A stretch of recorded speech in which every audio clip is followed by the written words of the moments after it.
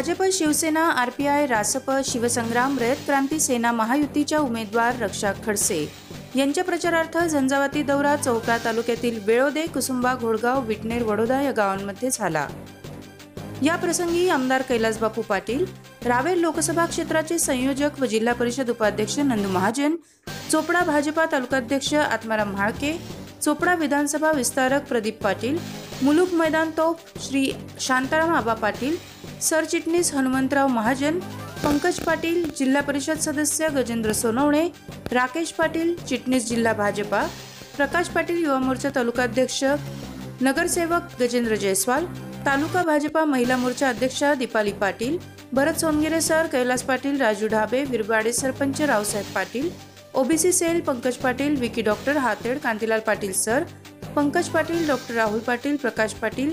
शिवसेनेचे माजी तालुका प्रमुख देवेंद्र सोनवणे, चोपडा कृषी उत्पन्न बाजार समिती उपाध्यक्ष प्रकाश रजाळे,